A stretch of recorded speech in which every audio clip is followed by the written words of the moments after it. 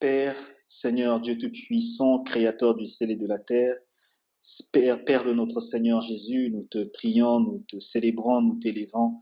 Encore ce soir, Seigneur, nous voici dans ta présence. Nous venons, ô Dieu Tout-Puissant, te célébrer, nous venons te glorifier, nous venons exalter ton saint nom, ô Dieu Tout-Puissant. Nous te rendons grâce pour la vie que tu nous as donnée, ô Dieu. Ainsi, Père, reçois l'honneur qui t'est dû, la gloire, la puissance qui t'est due, Seigneur.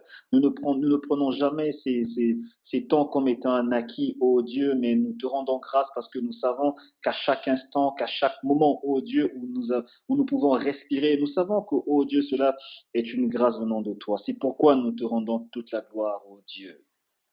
Seigneur, nous voici encore, ô Dieu, devant ta présence. Nous voulons manger avec toi. La Bible déclare que l'homme ne mangera pas seulement du pain, mais de toute parole qui sort de ta bouche. Alors que, ô Dieu, ce soir, nous venons non pas pour manger du pain, mais pour manger de la nourriture qui vient de ton trône. Alors, dispose-nous, Seigneur, à manger de la nourriture de qualité, de la nourriture convenable, ô Dieu. Non pas la nourriture avariée, mais une nourriture qui construit notre être, qui construit notre esprit et qui construit notre être tout entier, ô Dieu Tout-Puissant. Que nos cœurs soient disposés à t'écouter, que nos cœurs soient disposés à recevoir ta parole, que nos cœurs soient disposés, ô Dieu, à faire germer la parole qui sera plantée ce soir dans nos cœurs, ô Roi. Comme des vases, ô Dieu, nous voici, remplis-nous, Seigneur, remplis-nous, ô Père de gloire, afin que nos coupes débordent. Seigneur, je te prie afin que ce soir, que je ne sois qu'un instrument, Seigneur, entre tes mains, Seigneur, un instrument dont tu te serviras pour parler à ton peuple, ô Dieu, et moi le premier, Seigneur. Je te prie, ô Dieu, afin de disposer nos cœurs et que toute pensée captive soit soumise à l'obéissance de Christ au nom de Jésus. Seigneur, nous prions, ô Père, afin que l'atmosphère divine prenne place, ô Père, et que toi seul règne, et que toi seul domine, et que toi seul, ô Dieu, prenne le contrôle sur toutes choses, ô Dieu. C'est avec action de grâce et reconnaissance, et c'est au nom de Jésus-Christ que nous scellons ces temps et que nous déclarons cette session ouverte. Au nom de Jésus, nous avons ainsi prié. Amen. Amen, amen, amen, amen. Bonsoir à tout le monde. Bonsoir à toute la famille Fire. Bonsoir au frère Arnaud. Bonsoir à la sœur Dégondez. Bonsoir à la sœur Laetitia Descateux.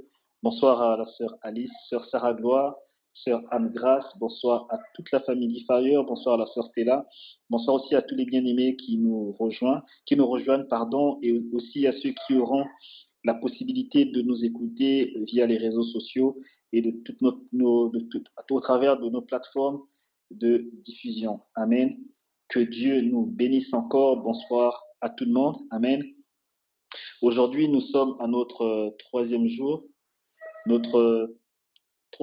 de séminaire. Amen. Je rappelle que notre thème, c'est « Il est venu libérer les captifs ». Autrement dit, Jésus est venu libérer les captifs. Amen. Alors, sans plus tarder, nous allons repartir sur notre texte de base. Je vais lire le texte de base. On va vraiment aller très vite aujourd'hui parce que après, nous aurons aussi un autre service qui est prévu ce soir pour la prière. Amen. Je vais lire dans Luc 4, notre texte de base toujours. Luc 4, versets 14 à 21. Je lis la parole de Dieu. La Bible dit, Jésus, revêtu de la puissance de l'Esprit, retourna en Galilée et sa renommée se répandit dans tout le pays d'alentour. Il enseigna dans les synagogues et il était glorifié par tous. Il se rendit à Nazareth où il y avait été élevé. Et, selon sa coutume, il entra dans la synagogue le jour du sabbat. Il se leva pour faire la lecture. Et on lui remit le livre du prophète Ésaïe. L'ayant déroulé, il trouva l'endroit où il est écrit L'Esprit du Seigneur est sur moi parce qu'il m'a oint pour annoncer une bonne nouvelle aux pauvres. Il m'a envoyé pour guérir ceux qui ont le cœur brisé, pour proclamer aux captifs la délivrance et aux aveugles le recouvrement de la vue, pour renvoyer libres les opprimés, pour publier une année de grâce du Seigneur. Ensuite, il roula le livre, le remit au serviteur et s'assit. Tous ceux qui se trouvaient dans la synagogue avaient le regard fixé sur lui. Alors, il commença à leur dire, aujourd'hui, cette parole de l'Écriture que vous venez d'entendre est accomplie. Parole du Seigneur, nous lui rendons toute la gloire. Amen. Et donc, nous avons vu dans les deux précédents jours, Amen, nous avons parlé de la prison physique et hier aussi nous avons parlé des prisons spirituelles. Amen. Nous avons évoqué la prison des pensées. Aussi nous avons évoqué un point très important parlant du cœur en disant que le cœur était le centre névralgique de la pensée qu'il fallait à tout prix défendre. Amen. Et donc notre cœur est le centre névralgique même de la pensée. Amen. Le centre névralgique de la parole. Et qu'il nous fallait à tout prix défendre notre cœur de peur de tomber dans les ruses du diable. De sorte que si le diable se plaisait à pouvoir noircir notre cœur, c'est toute notre vie qui sera totalement dans les ténèbres. Amen. Et donc il est convenable pour nous de protéger notre cœur, sinon de donner notre cœur au Seigneur Jésus afin que lui seul en soit propriétaire et que lui seul soit celui qui remplit de sorte que le diable ne nous atteigne pas. Amen. Alors ce soir, nous parlerons d'un autre type de prison.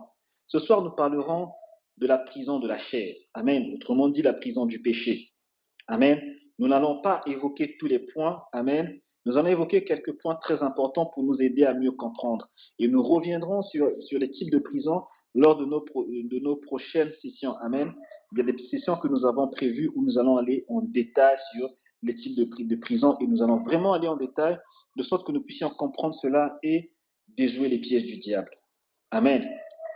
Et donc, je disais que ce soir, nous allons voir la prison du péché. La prison du péché est celle dans laquelle était plongée l'humanité tout entière à cause de la désobéissance et du péché adamique, premièrement, et aussi certains de nos frères qui demeurent dans le péché. Amen.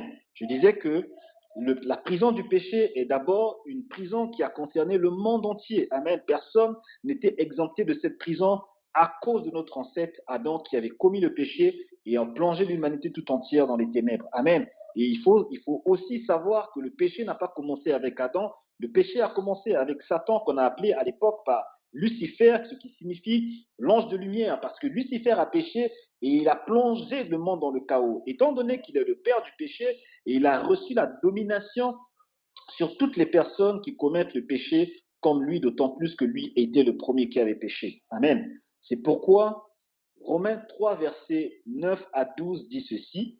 Je vais lire dans Romains 3, versets 9 à 12. On va vraiment être rapide pour nous permettre d'aller vite. La Bible dit ceci. Quoi donc? Sommes-nous plus excellents? Nullement. Car nous avons déjà prouvé que tous, juifs et grecs, sont sous l'empire du péché. Selon qu'il est écrit, il n'y a point de juste, pas même un seul. Nul n'est intelligent, nul ne cherche Dieu. Tous sont égarés, tous sont pervertis. Il n'y en a aucun qui fasse de bien, pas même un seul. Or, Romains 3, verset 23 dit ceci, car tous ont péché et sont privés de la gloire de Dieu. Amen. Et donc le fait d'avoir péché, le fait que tu portes le péché en toi te met de facto dans la prison du diable. Et Paul dit ceci aux épîtres aux Romains en disant que tous sont sous l'empire du péché, que ce soit le grec, que ce soit le juif, tout le monde est sous l'emprise du péché. Amen. Et donc, c'est pour dire qu'en réalité, l'humanité tout entière a été soumise sous l'emprise du diable. Or, la Bible dit encore ceci dans Romains 6, verset 13. Ne savez-vous pas qu'en vous livrant à quelqu'un comme esclave pour lui obéir, vous êtes esclave de celui à qui vous obéissez, soit du péché qui conduit à la mort, soit de l'obéissance qui conduit à la justice. Amen. Et donc le fait de pouvoir pécher, et donc le fait de pouvoir rester dans les œuvres de la chair, le fait de pouvoir être conduit par les œuvres de la chair, te plonge de facto dans une prison. Amen. Or, la Bible nous donne ici quelques détails sur les prisons des œuvres de la chair. Amen. Les prisons des œuvres de la chair. Nous n'allons pas tous les voir, mais nous allons juste évoquer quelques prisons afin de mieux comprendre le sujet. Amen. Donc, je disais que la Bible nous donne quelques détails sur les prisons de la chair. Nous allons prendre Galates 5, versets 19 à 21. Galates 5, versets 19 à 21. Que dit la Bible? La Bible dit, or, les œuvres de la chair sont manifestes. Ce sont l'impudicité, l'impureté, la dissolution, l'idolâtrie, la magie, les inimitiés, les querelles, les jalousies, les animosités, les disputes, les divisions, les sectes, l'envie, l'ivrognerie, les excès de table et les choses semblables. Je vous dis d'avance, comme je l'ai déjà dit, ceux qui commettent de telles choses n'hériteront point le royaume de Dieu. Remarquez comment c'est flagrant. Amen. Je dis remarquez comment c'est flagrant. Très souvent, on sous-estime même des choses qu'on considère comme étant des choses banales. Amen. Et la Bible dit que celui qui commet ce genre de choses n'hériteront pas, ceux qui commettent ce genre de choses n'hériteront pas le royaume des cieux. Amen. Remarquez comment le diable s'arrange. Remarquez comment le diable tisse des choses pour nous, c'est-à-dire que pour nous empêcher de pouvoir entrer dans le royaume de Dieu. Et donc je disais que le diable n'est pas notre ami, le diable ne sera jamais notre ami. Amen. Parce que lui s'attelle, je dis lui s'attelle de continuer de tisser des formules, de tisser des choses pour maintenir les gens en prison, juste pour que les gens puissent rater le ciel. Et comme je l'ai dit les 2 précédents jours, le diable forme une armée. Amen. Le diable est en train de former une armée parce qu'il veut que tout le monde puisse déchoir comme lui afin de constituer en soi une armée qui combattra Dieu. Je disais qu'avant de commencer à détailler quelques prisons, quelques-uns de ces prisons, je voulais encore dire qu'il n'y a aucune peur, qu'il n'y a aucune raison de céder à la panique ni à la peur. Amen. Avant de rentrer dans la profondeur, avant qu'on puisse expliquer c'est quoi les prisons, je sais que certainement tu vas te retrouver dans une de ces prisons. Ce que je suis en train de te dire, il est inutile après cette session d'aller voir quelqu'un pour dire moi je suis dans la prison du diable, il faut que je fasse des séances je sais pas moi, de bain comme on fait dans certaines sectes ou quand vous purifiez avec de l'eau ou avec des draps. Je suis en train de dire que cela ne servira à rien parce que nous aurons des sessions spéciales où nous parlerons de comment sortir de l'emprise de l'ennemi. Amen. Comment sortir de l'emprise du diable. Mais avant, il faut que tu comprennes d'abord comment les choses fonctionnent. Amen. Je dis qu'il ne sert à rien d'aller voir des gens, d'aller rentrer, aller voir les mamans d'Ona, aller voir des femmes ou encore des hommes qui font des pratiques, soi-disant pour vous délivrer. Je dis que cela ne servira à rien. Au contraire, vous allez renforcer votre prison, vous allez renforcer les serrures, vous allez renforcer la forteresse du diable parce que l'ignorance va vous plonger encore dans les ténèbres. Amen. Et donc, pour ce soir, nous allons commencer par une première prison. Nous n'allons pas tous les voir, mais nous allons illustrer quand même les prisons principales. Amen. Pour t'éviter juste de comprendre, rien que dans ta marche de tous les jours, comment tu peux éviter de pouvoir tomber dans l'emprise du malin. Je disais que la première prison ici, c'est la prison de la servitude. Beaucoup des frères, beaucoup des sœurs sont dans cette prison. Amen. Ce que je suis en train de dire, ici, j'aimerais, s'il vous plaît, je souhaiterais que vous me suivez attentivement de peur d'être mal compris. Amen. J'aimerais, s'il te plaît, que tu me prêtes ton oreille, de peur que tu me comprennes mal. Je dis qu'il y a certaines personnes qui ont à leur charge la responsabilité de toute la famille, c'est-à-dire les oncles, les neveux, les cousins, les cousines, les frères, etc. Tout le monde, tout le panier que vous connaissez. C'est-à-dire qu'il faudra peut-être, il faut juste qu'il y ait une certaine ordonnance qui arrive ou un souci financier, c'est toute la famille qui se tourne vers toi. Et c'est toi qui es le sponsor de la famille. Amen. Et la charge, je dis la charge de toute la famille tombe sur toi. Et les gens se retournent vers toi. Donc à chaque fois qu'il y a un petit souci, tout le monde devrait se retourner pour te regarder, pour dire, il faut que ceci sorte, il faut que tu fasses ci, il faut que tu fasses cela. Amen. Et ce qui est encore terrible, c'est que ce genre de personnes se prennent pour les Joseph de la famille. J'aimerais te dire, toi qui m'écoutes, que tu n'es pas Joseph. Amen. Ma sœur, j'aimerais que tu m'écoutes, mon frère, que tu n'es pas Joseph. J'aimerais encore te dire ce soir que tu es dans la prison de la servitude et que tu n'es pas le Joseph de la famille. Si tu représentes en soi, je dis si ta famille représente en soi une charge pour toi, ne pense pas que tu es Joseph. Tu es dans la servitude, tu es dans la prison du diable. Je ne suis pas en train de dire, je ne suis pas en train de te dire qu'il ne faut pas aider les membres de ta famille. Je ne suis pas en train de dire ça. Je suis en train de dire que si tu n'aides pas les gens de la famille, de ta famille, tu pêches. Amen. Mais par contre, ce que je suis en train de te dire, c'est que Joseph était positionné pour aider sa famille à sortir d'un fléau qui devait durer 7 ans. Écoute-moi très bien. Joseph était là pour aider sa famille, à aider sa famille à sortir de la famine qui devait arriver. Et sa famille ne constituait en rien un fardeau ni une charge pour lui. Amen. Permettez-moi encore de vous dire que certainement, les frères de Joseph avaient trouvé du travail en Égypte afin de subvenir à leurs besoins. Et la Bible nous le montre. La Bible nous le fait savoir quelques années plus tard, après qu'Israël commençait à devenir puissant et qu'il y avait eu un pharaon qui ne connaissait pas Joseph. Le pharaon les a servis de peur qu'Israël se range du côté de ses ennemis en cas de guerre déclarée. Amen. Et la Bible nous le montre dans Exode 1, verset 1 à 11. Et donc, en rien, je dis en rien, Joseph, la famille de Joseph était pour lui une charge. Donc, bien-aimés dans le Seigneur, arrêtez de vous consoler lorsque vous êtes dans cette situation en pensant être le Joseph de la famille. Amen. Parce que vous n'êtes pas le Joseph.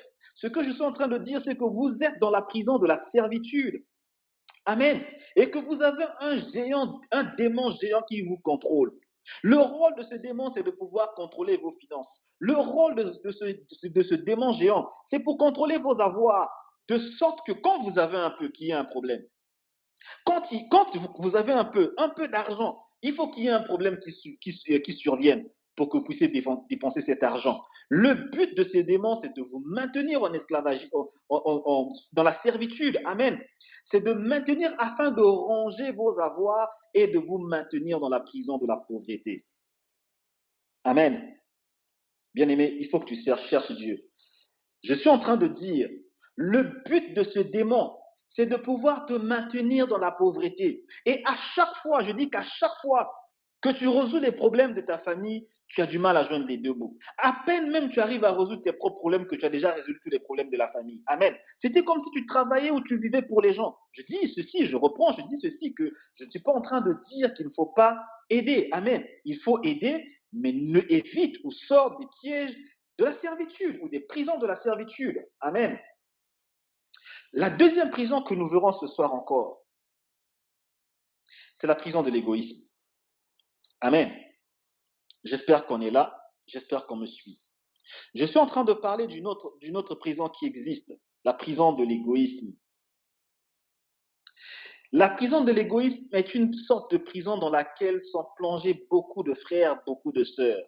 C'est-à-dire que le genre de personnes qui attendent toujours recevoir sans rien donner. Eux, tout ce qu'ils savent, c'est attendre qu'on leur donne. Il y en a aussi c'est-à-dire que qu'on ne leur demande pas de donner. Amen. Et ils le font, même avec leurs propres femmes et leurs propres enfants. C'est-à-dire qu'on ne te demande rien. Amen. On ne te demande pas de donner quelque chose. Mais de ton propre gré, tu es incapable de pouvoir donner parce que tu es habité par un esprit d'égoïsme. Je dis ceci, qu'il y a des personnes à qui vous n'êtes pas obligé de... C'est-à-dire que eux, pour donner, c'est-à-dire que le genre de personnes qui, pour donner, il faut demander. Je dis le genre de personne, même avec sa propre femme, il vit avec une femme à la maison, il est incapable de donner l'argent à sa femme, il est incapable de donner l'argent à ses enfants. Je dis qu'il existe aussi de pareilles femmes. Il existe aussi des femmes qui sont égoïstes, mais à un point qu'on ne peut pas imaginer.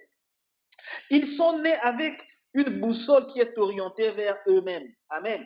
Un cordon ombilical rattaché aux enclos de la prison qui les retient captifs. Incapable, je dis incapable, de pouvoir subvenir même à ses propres besoins. Quand il faut qu'il subvienne à ses propres besoins, il calcule. Mais je vous dis, même la calculatrice souffre.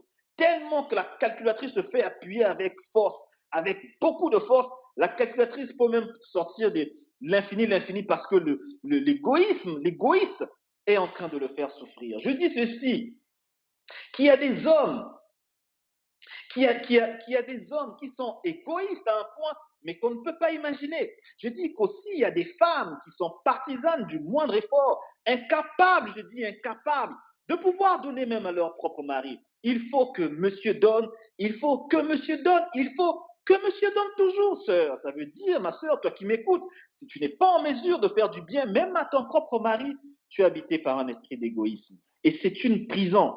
Amen. Je dis que c'est une prison. Ça ne sert à rien de dire non, mais c'est l'homme qui doit s'occuper de la femme. Je suis d'accord que l'homme s'occupe de la femme. N'empêche aussi la sœur que tu donnes à ton mari.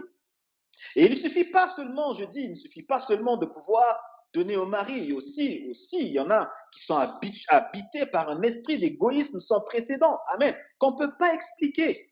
Il y en a qui font du bien seulement aux personnes qui leur sont proches.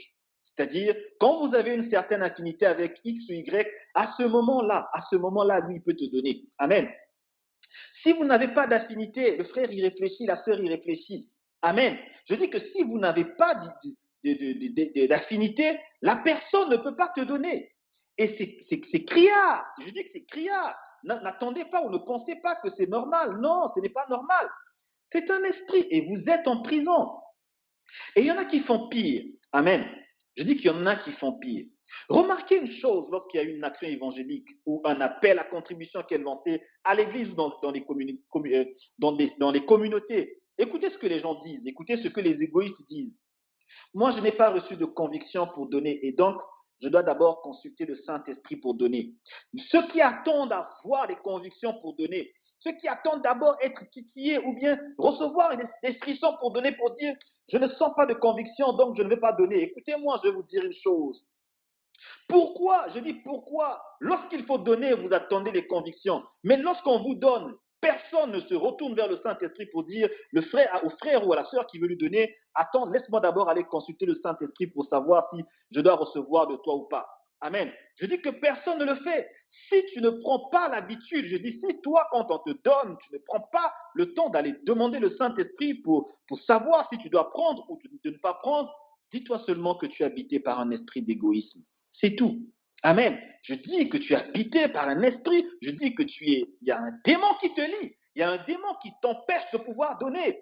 Et ce qu'on oublie, je dis ce qu'on oublie. La Bible dit ceci, bien-aimé dans le Seigneur. N'est-il pas écrit qu'il y a plus de plaisir à donner qu'à recevoir, dit la Bible dans Actes 20, verset 35.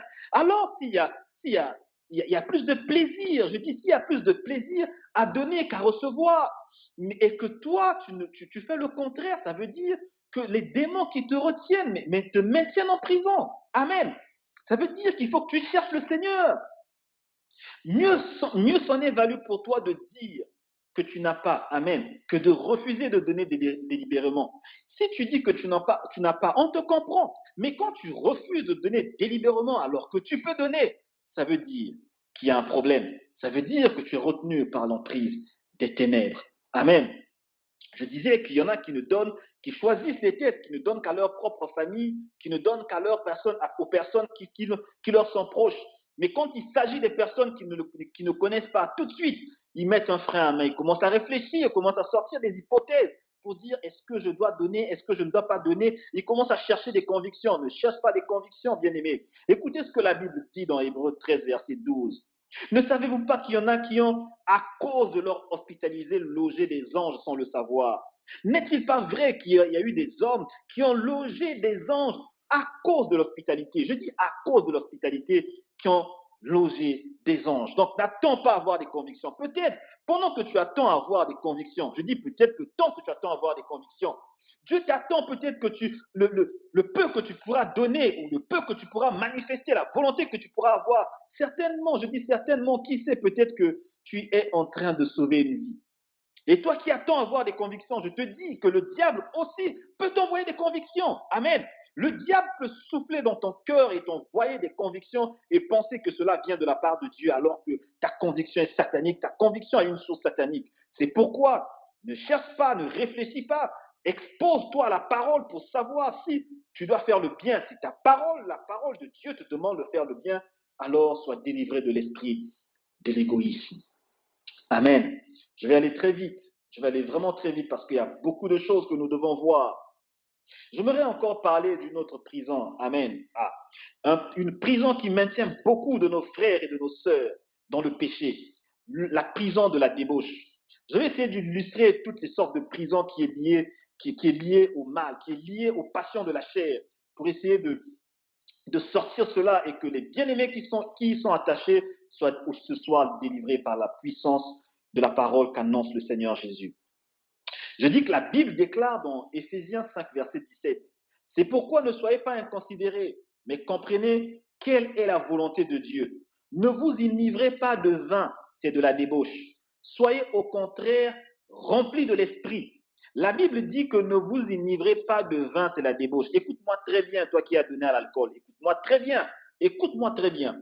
La débauche est un usage excessif et déréglé des plaisirs de sens. En son acceptation classique, elle désigne particulièrement l'abus des plaisirs de l'amour et de la table. Autrement dit, elle se rapporte notamment au fait de beaucoup boire d'alcool et de manger en trop grande quantité, ainsi qu'au fait d'avoir des rapports sexuels considérés et déraisonnables. Amen. Amen.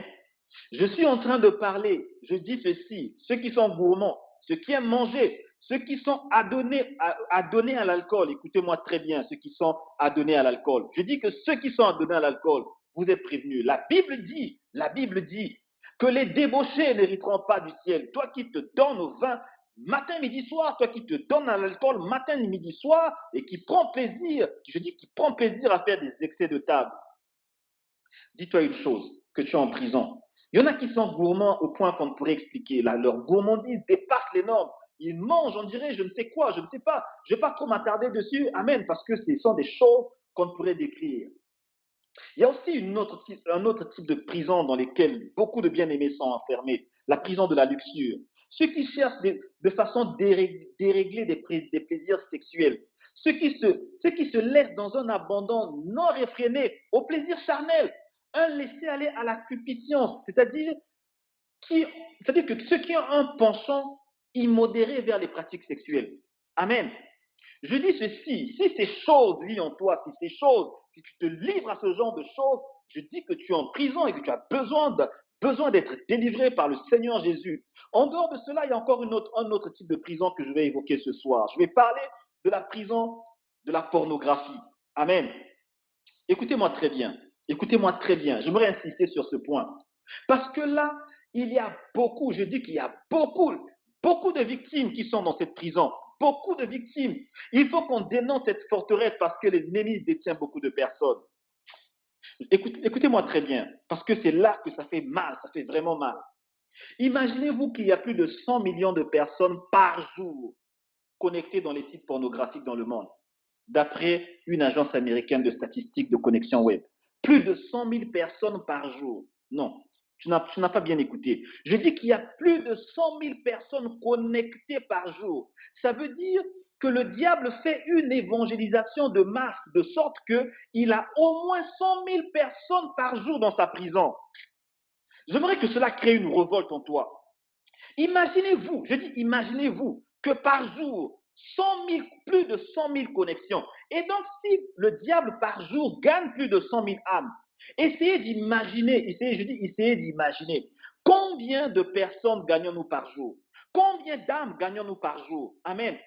C'est pourquoi je dis qu'il faut vraiment être dans la révolte. Ce qui est terrible, je dis que ce qui est terrible, c'est que c'est le lundi, c'est-à-dire qu'à partir de dimanche, où la flèche, c'est-à-dire que la flèche de suivi de ces films pornographiques descend. Et à partir du lundi, la flèche reprend son cours normal. Et quand je dirais que les chrétiens sont en prison, les gens diront non. Alors, bien-aimés dans le Seigneur, essayez de comparer le nombre de personnes que nous gagnons lors de nos séminaires, lors de nos campagnes d'évangélisation, le nombre de personnes que nous gagnons à Christ. Combien sont-ils? Et essayez d'imaginer le nombre de personnes que le diable enchaîne. Je dis là encore, ce n'est qu'une seule prison, s'il vous plaît. Ce n'est qu'à une seule prison que le diable enchaîne plus de 100 millions de personnes. Quelle est cette église, je dis, quelle est cette église ici? Quelle est cette église sur terre, à moins que je ne connaisse pas, qui peut réunir, je dis, en une seule réunion 100 000 personnes? Elle est où cette église? Elle est où, bien-aimée dans le Seigneur? C'est pourquoi nous devons être révoltés. C'est pourquoi nous devons dire, c'en est assez, c'en est assez.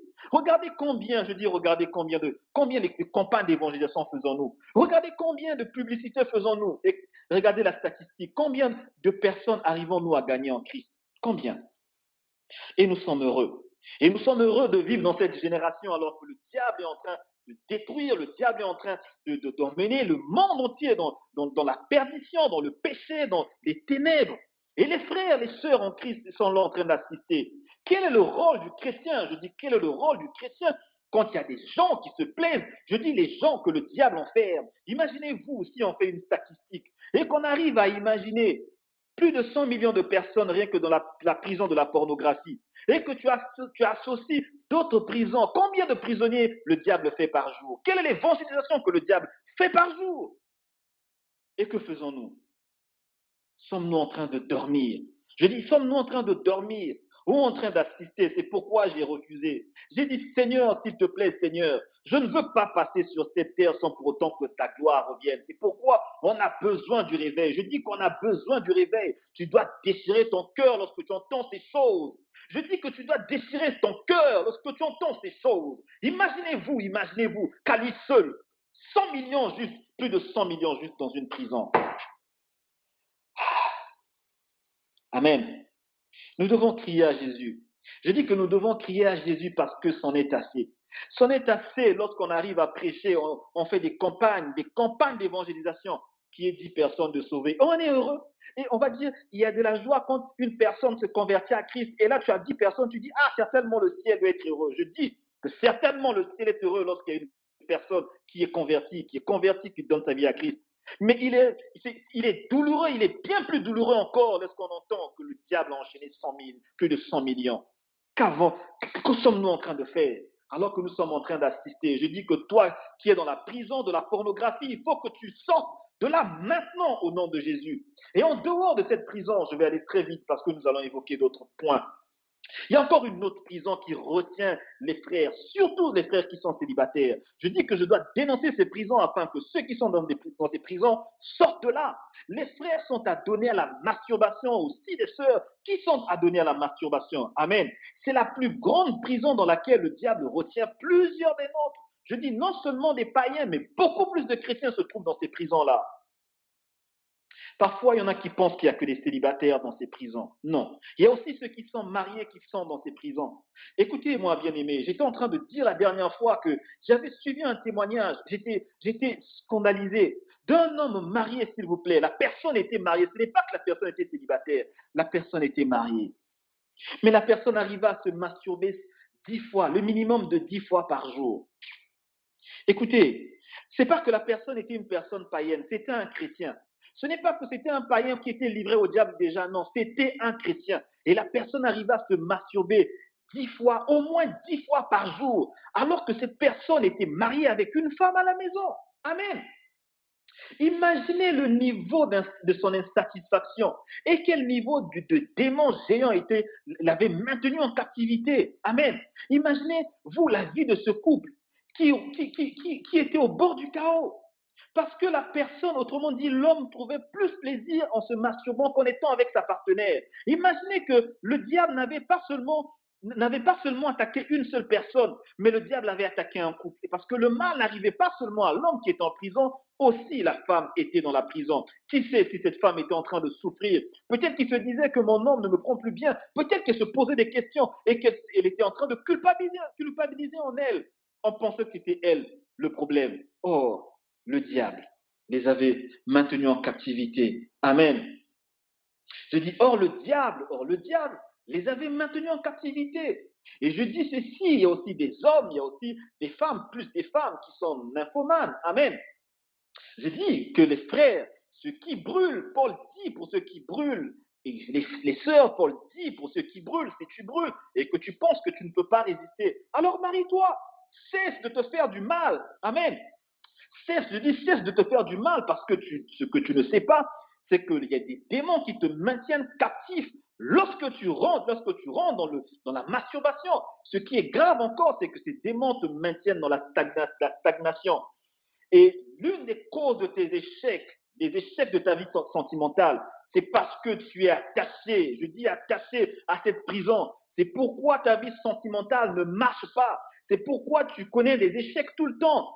C'est pourquoi tu penses à te marier, à avoir une vie conjugale stable. Mais tu ne peux pas avoir une vie conjugale stable aussi longtemps qu'il y a des démons. Je dis qu'il y a des démons qui te manipulent. Et ce qui est encore criard, c'est que ces démons traversent les sphères jusqu'à pouvoir te prendre la nuit comme femme de nuit ou mari de nuit. C'est pourquoi vous allez voir certaines personnes trouver plus de plaisir aux femmes de nuit, aux maris de nuit, et voir leur vie être bloquée à cause de ces démons impurs, parce qu'ils ont eux-mêmes ouvert les portes de la prison dans laquelle eux-mêmes se sont jetés.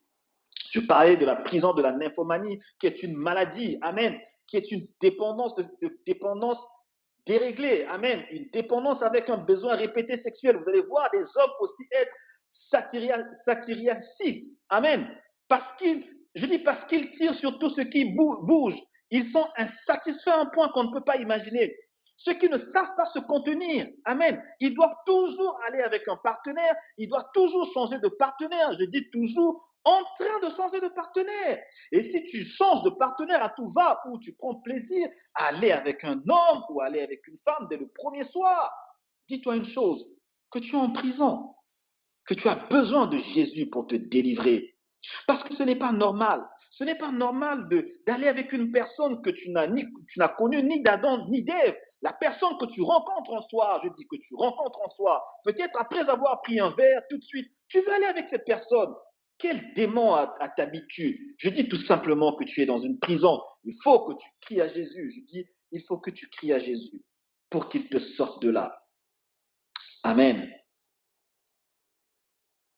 Je vais parler encore d'un autre démon. Amen. D'une autre prison. Je dis que je vais aller très vite avec les prisons parce qu'après nous aurons le temps de pouvoir prier. La prison de la mode. Plusieurs sont enfermés dans cette prison de la mode. Je dis ici, la mode est liée aussi à un style de vie. Amen. Je ne parle pas de la mode parce qu'il y a, je sais pas, un mocassin qui est sorti, tu as acheté le mocassin parce qu'il te plaît. Je ne parle pas de cette mode. Mais je parle du style de vie dans lequel tu t'es toi-même accoutumé. Il y en a qui sont prêts à dilapider tout leur salaire parce qu'ils veulent avoir un iPhone 11 ou je sais pas, un Louboutin, je ne sais pas, vos trucs de femmes. Il y en a aussi même des hommes qui sont prêts à pouvoir dilapider leur salaire, aller jouer au jackpot. Amen. C'est un démon. Et donc, je suis en train de dire, si tu es dans la prison de la mode, tu es esclave de la mode, et le fait d'être esclave de la mode, dis-toi juste une chose, que le diable te manipule. En dehors de cette prison, il existe encore un autre type de prison, le complexe. Amen. Je dis que le complexe est en train de détruire beaucoup de personnes. Le complexe, il y en a qui sont aujourd'hui, qui ont pactisé avec le diable parce qu'ils sont complexés. Tout simplement parce qu'ils voient les autres faire, eux aussi veulent avoir, eux aussi veulent faire comme les autres. Je dis qu'il y a aussi un complexe des airs supérieurs ou les attitudes de prendre les autres de haut. Amen. Ou se mettre sur un piédestal au point de rabaisser les autres et à les prendre comme étant des mouches. Je dis que s'il y a en toi ces attitudes où tu veux prendre les autres de haut, amen, et considérer les autres comme étant des mouches, j'aimerais te dire une chose, que tu es dans une prison hautement fortifiée. Et le diable aime ça, je dis le diable aime ça. C'est-à-dire que tu fais des tris sur des personnes à qui tu veux parler et à ceux que tu ne veux pas parler. Quand on t'écrit, tu réponds 1000 ans après. Amen. Et encore, ce qui est terrible, c'est qu'en répondant, tu ne t'excuses même pas. Parce que tu prends des autres comme étant tes vassaux. Amen. Je dis ceci, que la prison du complexe, la prison du complexe de supériorité est la sœur jumelle de la prison de l'orgueil. Amen. En dehors de cette prison, il existe encore un autre type de prison. Le complexe d'infériorité aussi est une prison. C'est-à-dire que le fait de se sentir soi-même inférieur, et souvent ceux qui souffrent ceux qui sont dans cette prison souffrent souvent d'un complexe qu'on ne peut expliquer, toujours en train de traiter les autres d'orgueilleux. Alors que les autres ne sont pas orgueilleux, c'est leur style de vie. Ils sont habitués à voyager tout le temps, c'est leur style de vie. Toi, tu as un problème. Je dis que tu as un problème parce que tu es possédé, parce que tu veux te mettre au niveau des autres et que tu as du mal. Tu penses qu'ils sont orgueilleux alors qu'ils ne le sont pas. Amen.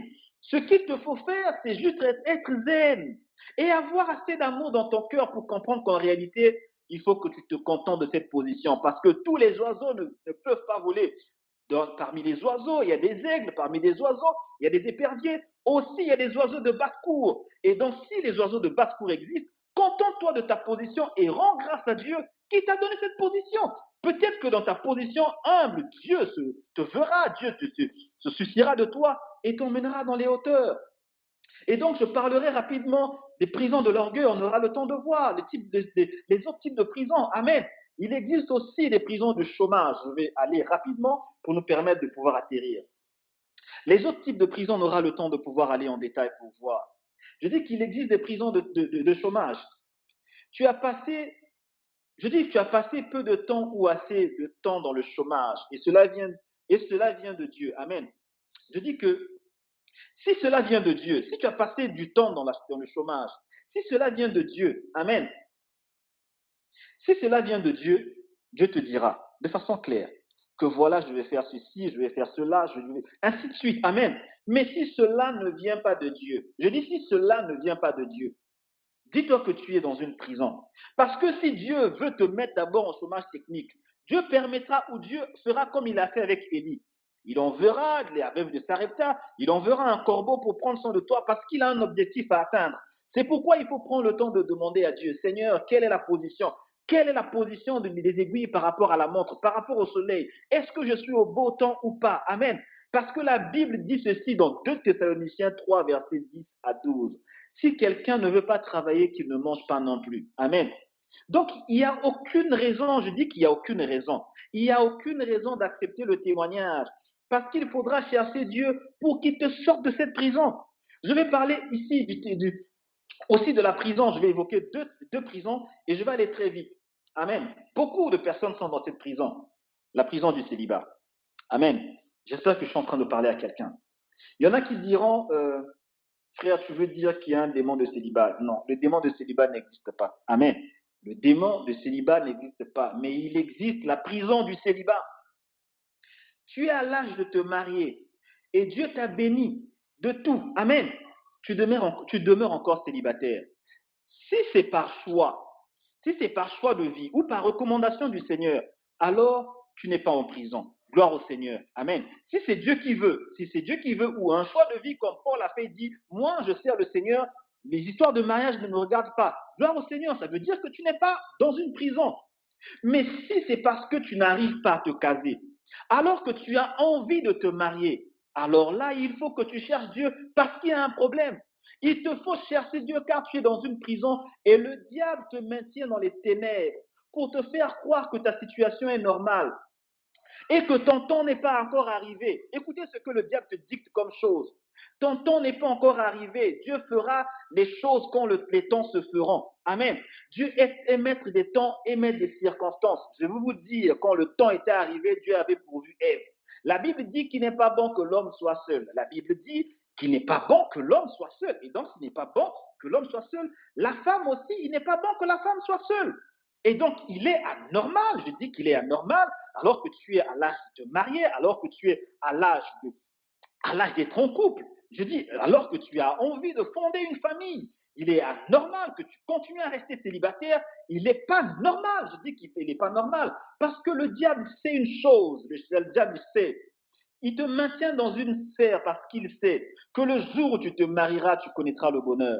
Et pour éviter que tu rentres dans le bonheur, parce qu'il sait que quand tu es heureux, lui il est malade. Quand tu es heureux, je dis qu'il est tourmenté. Il te maintient dans cette prison et t'enferme pour éviter que tu t'épanouisses. Amen. Et en dehors de cette prison, on aura le temps de détailler. Amen. Je survole juste pour aller vite à cause du temps. Je dis qu'en dehors de cette prison qui parle de célibat, parle aussi de mariage. Il existe aussi des prisons de mariage. Amen. Il y en a qui sont dans les mariages où c'est-à-dire qu'il s'en était valu mieux pour eux d'être célibataires que d'être mariés. Parce qu'ils vivent l'enfer. C'est-à-dire que même l'enfer, imaginez l'enfer, est plus doux que leur mariage. Je suis en train de dire ceci, bien aimé. Je ne dis pas qu'il y a un démon de mariage. Non, je ne suis pas en train de dire que dans le mariage, il y a un démon. Il n'existe pas de démon pour le mariage. Amen. Mais imaginez qu'il y a certaines personnes qui préfèrent encore être célibataires c'est-à-dire que préfèrent encore leur état de célibat que quand ils sont mariés. Ça veut dire qu'il y a un problème. Je dis que ça veut dire que ça ne va pas. Amen. Si tu ne vis pas de bonheur dans ton mariage, cela signifie que tu es en prison. Parce que Dieu a créé le mariage pour que les gens soient heureux. Dieu a créé le mariage pour que les gens soient heureux. Et donc, si tu n'es pas heureux, ça veut dire que tu es en prison. Amen. Et cela dépend de plusieurs facteurs. Ce que je suis en train de dire. Je ne suis pas en train de te demander de divorcer. Surtout quand tu es en Christ, tu n'as pas le droit. Tu n'as pas le droit. Je ne suis pas en train de te demander de quitter ton foyer. Ce que je suis en train de dire, c'est que si tu ne connais pas le bonheur dans ton foyer, ça signifie que tu es en prison et que tu dois rechercher Christ. Parce que le diable sait que si l'amour, le diable sait que s'il y a l'épanouissement dans ton mariage, certainement il ne boira plus la tasse. Parce que la Bible dit, lorsque deux personnes demandent une chose, le Seigneur le leur accorde. Parce qu'il sait, il connaît la force de l'unité, il connaît la force de la demande en deux. Il sait et il a peur. C'est pourquoi il sème le désordre. Amen. Je dis, c'est pourquoi il sème le désordre. Il y en a, je dis, aussi qui sont à la fois mariés et célibataires. À la fois mariés et célibataires. Physiquement, ils sont célibataires, mais sont mariés à cause d'un vœu non brisé. Parfois, prononcé à cause de l'ignorance de la jeunesse. Parce ils étaient tellement jeunes. Ils se sont fait les vœux. Je n'épouserai personne. Je t'épouserai seulement toi. Il y a seulement toi que je vais épouser. Mon frère, tu es marié. Ma soeur, tu es mariée. Parce que tu as fait le vœu d'épouser une personne et vous vous êtes séparés. L'autre se retrouve en Afghanistan et toi, tu es, je ne sais pas, Pokola. Amen. Je suis en train de dire que tu es marié. Vous allez comprendre une chose, contrairement à ce qui nous a été enseigné. Il y en a qui disent que le mariage est consommé seulement quand il y a l'acte sexuel. Amen. J'aimerais vous dire une chose. Jusqu'à ce que Adam et Ève n'aient chuté, ne soient tombés dans la disgrâce.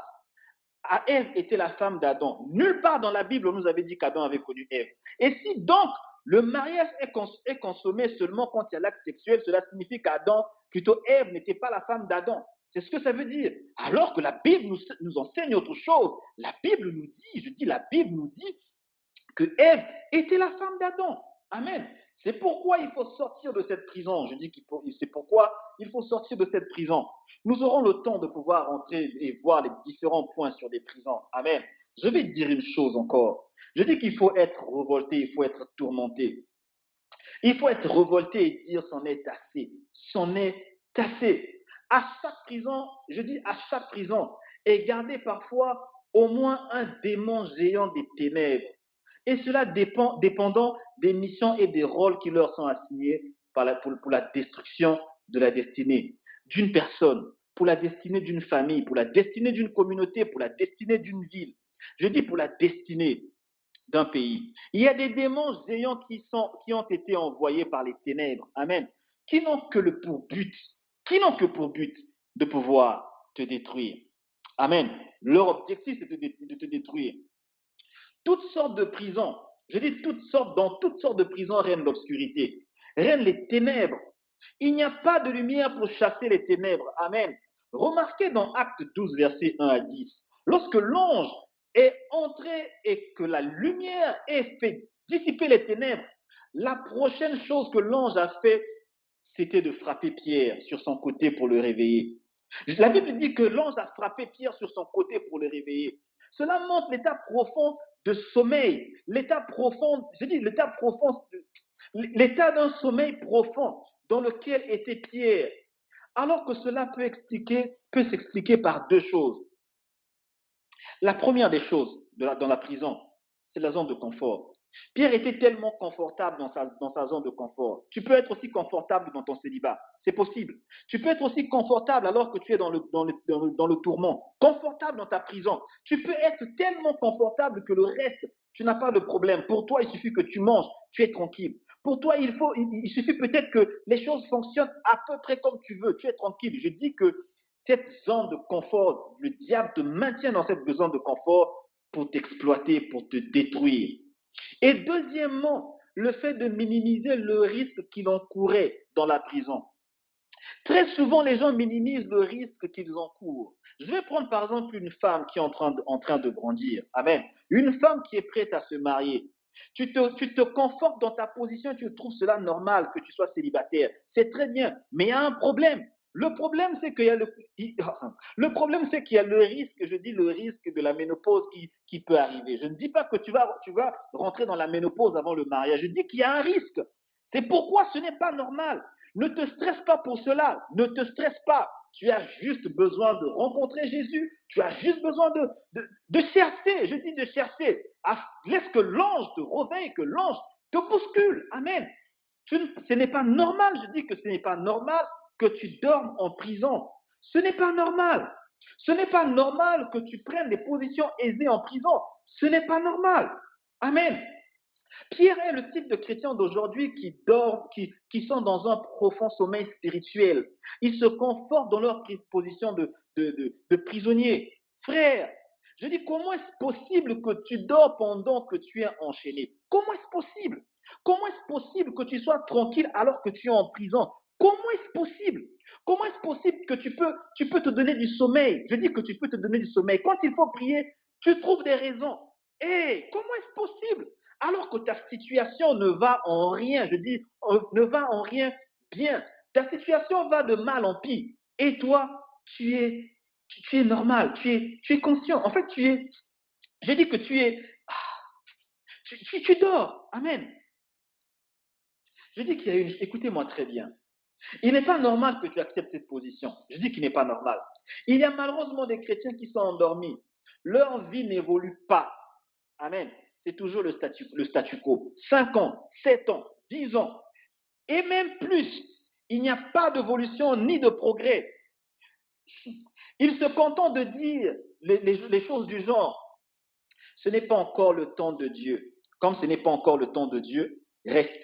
Je te dis juste, comme tu penses que ce n'est pas encore le temps de Dieu, tu es dans la prison du diable, tu es dans la prison de Satan. La Bible dit que Dieu est le maître des temps et des circonstances. Et si Dieu est le maître des temps et des circonstances, toi qui penses que ce n'est pas le temps de Dieu, alors parle au Seigneur, parle à Dieu qui est le maître des temps et des circonstances, afin de disposer les choses en ta faveur, afin de disposer les temps et les circonstances en ta faveur. Amen. Ne t'appuie pas, je dis ne t'appuie pas, dans cette position parce que le diable a noirci, le diable a environné ton cœur. Je dis qu'il y a plusieurs qui ont leur vie environnée, envahie des ténèbres. Et cependant, ils sont paisiblement installés et dorment si profondément, au point même où le son d'un moustique dans les oreilles ne saurait les déranger. Imaginez-vous quand vous dormez, quand il y a les moustiques qui passent à côté. Amen. C'est dérangeant. Tu ne peux pas dormir quand il y a un moustique qui passe à côté. Mais le sommeil des chrétiens actuels est semblable aux gens qui dorment. Je dis, ils sont même dans un coma spirituel. Ils sont tellement endormis, tellement, je dis, profondément, au point où, le sang du moustique pour eux, le sang du moustique ne leur fait plus absolument rien. La chose la plus flagrante, je dis la chose la plus flagrante, et qu'il y a des chrétiens, je dis qu'il y a des chrétiens qui passent toute leur vie dans les prisons et dans les chaînes. La plus flagrante. Je dis que la chose la plus flagrante, c'est qu'il y a des chrétiens. Je dis qu'il y a des chrétiens qui passent toute leur vie dans les prisons.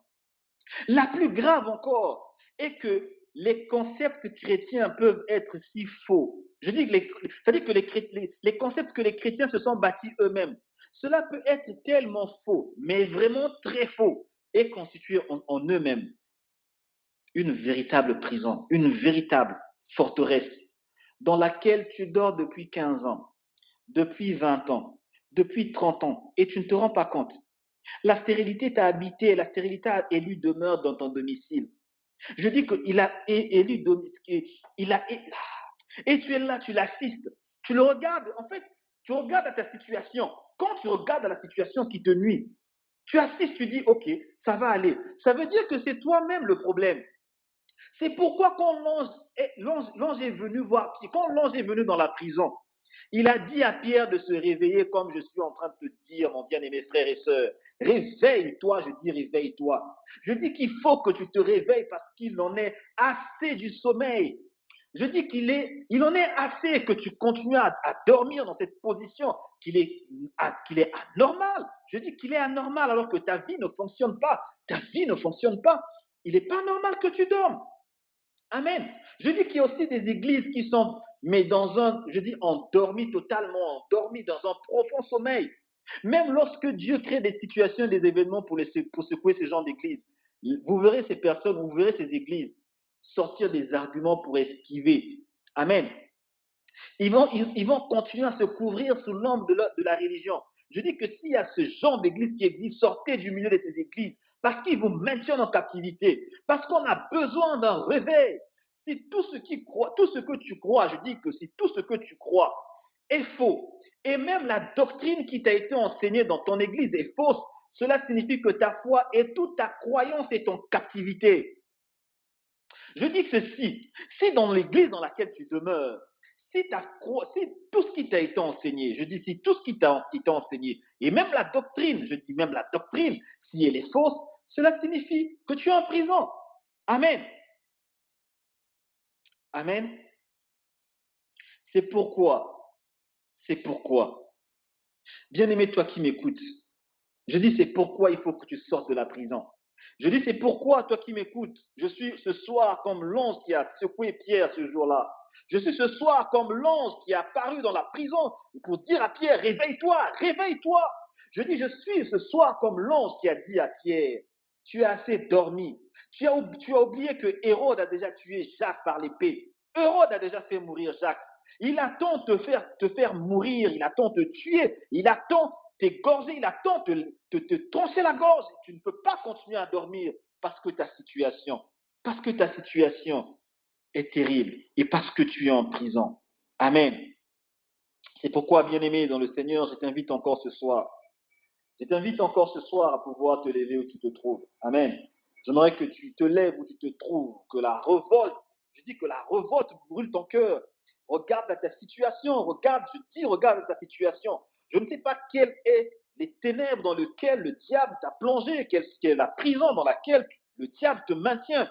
Je dis qu'il faut que tu te lèves, je dis qu'il faut que tu te lèves, il faut que l'Église du Seigneur se lève parce que nous avons besoin de Jésus, nous avons besoin d'être libérés, nous avons besoin d'un libérateur parce que nous sommes fatigués de cette emprise des ténèbres. J'aimerais que tu te lèves là où tu te trouves. J'aimerais que tu te lèves. J'aimerais que tu prennes une position de guerrier ou de guerrière. Nous allons prier pour 2 minutes et nous allons nous arrêter. J'aimerais que tu te lèves. J'aimerais que tu écoutes ceci, bien-aimé, toi qui me suis. Là où il y a la prison, il y a les ténèbres. Et là où il y a la prison, il y a des chaînes. Je dis que là où il y a la prison, il y a des ténèbres. Et là où il y a des ténèbres, il y a des chaînes.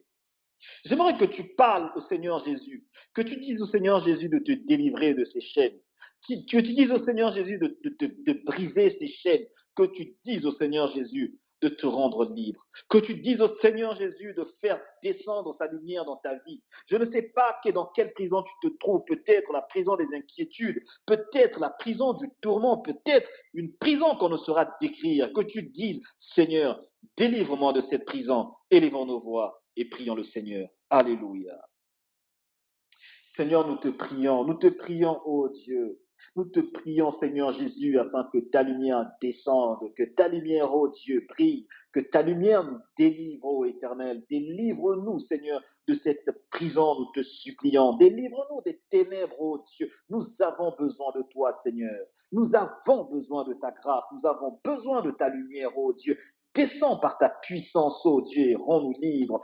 Descends, ô Dieu, par ta puissance, ô Père de gloire, et brise les chaînes, ô Dieu. Seigneur, de ceux qui sont dans les prisons, peu importe, ô Dieu, peu importe, ô Père de gloire, le type de prison dans lequel chacun de nous se trouve, Seigneur, que ta lumière brille, ô Éternel, que ta lumière brille, ô Dieu, afin que les chaînes tombent, ô Dieu, par la puissance du Saint-Esprit. Descends, Seigneur. Descends, ô Dieu. La Bible déclare que vous connaîtrez la vérité vous affranchira. Seigneur, affranchis-nous par la vérité de ta parole, ô Dieu, parce que ta parole est puissante, ô Dieu, plus puissante qu'une épée à double tranchant, Seigneur, séparant moi et les jointures, ô Dieu, que ta puissante épée, Seigneur, brise les chaînes de la prison, Seigneur, afin que nous soyons libres en toi, ô Dieu, que ta lumière descende sur nous, Seigneur, par la puissance du Saint-Esprit. Seigneur, nous te disons merci. Merci, Seigneur, parce que tu brises les chaînes de la servitude. Merci parce que tu brises les chaînes de la pornographie, de la masturbation. Merci parce que tu brises les chaînes, ô Dieu, de la dépravation, de l'immoralité sexuelle. Merci, Jésus, parce que tu brises les chaînes de l'orgueil. Merci parce que tu brises les chaînes et que tu nous rends libres. Que toute la gloire te revienne. Nous voulons te dire merci pour ce temps. Et nous voulons, Seigneur, te bénir et te dire merci parce que toi seul, encore ce soir, es notre libérateur. Merci Jésus pour ce temps. Nous voulons tout simplement te dire merci. Nous voulons, ô Dieu, qu'au travers de ce message, de ceux qui sont là et de ceux qui ne sont pas là, et de ceux qui écouteront, Seigneur, ce message, ô Dieu, que ceux qui écouteront ce message reçoivent la guérison, la délivrance par la puissance de ton nom, Seigneur. Nous voulons te dire merci et nous voulons sceller ce temps au nom de Jésus. Que l'honneur, la gloire, la puissance te reviennent à toi, seul qui n'a point changé. C'est au nom de Jésus, avec action de grâce et reconnaissance, que nous avons prié. Et c'est au nom de Jésus que nous scellons cela et nous scellons tout ce qui a été dit et nous disons Amen. Amen. Amen, amen, amen. Que Dieu nous bénisse. Amen.